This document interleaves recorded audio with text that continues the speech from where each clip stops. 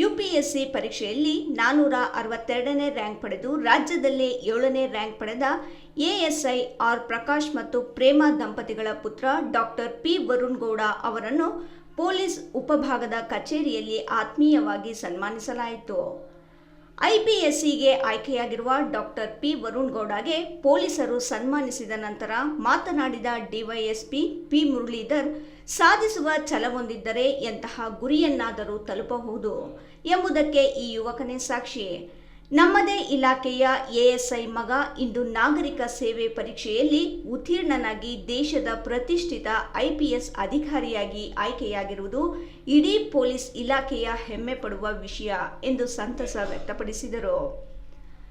ತನ್ನ ತಂದೆ ಸೇವೆ ಸಲ್ಲಿಸುತ್ತಿರುವ ಅದೇ ಇಲಾಖೆಯಲ್ಲಿ ಉನ್ನತ ಅಧಿಕಾರಿಯಾಗಿ ಮಿಂಚಲು ಸಜ್ಜಾಗಿರುವ ಈ ಯುವಕ ಸಾಧಕನ ಹೆಸರು ಎಲ್ಲೆಡೆ ಸದ್ದು ಮಾಡುತ್ತಿದೆ.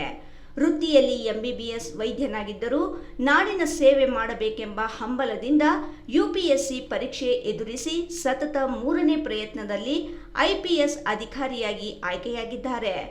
ಈ ಸಾಧಕನ ತಂದೆ ಪ್ರಸ್ತುತ ಇಲಾಖೆಯಲ್ಲಿ ಎಎಸ್ಐ ಆಗಿ ಕಾರ್ಯನಿರ್ವಹಿಸುತ್ತಿದ್ದಾರೆ.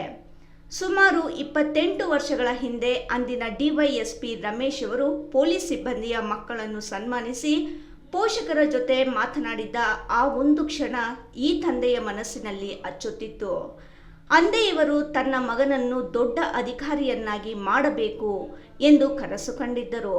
ಆ ಕನಸಿನ ಪ್ರತಿಫಲವೇ ಇಂದು ಮಗ ಐಪಿಎಸ್ ಅಧಿಕಾರಿಯಾಗಿ ಹೊರಹೊಮ್ಮಿರುವುದು.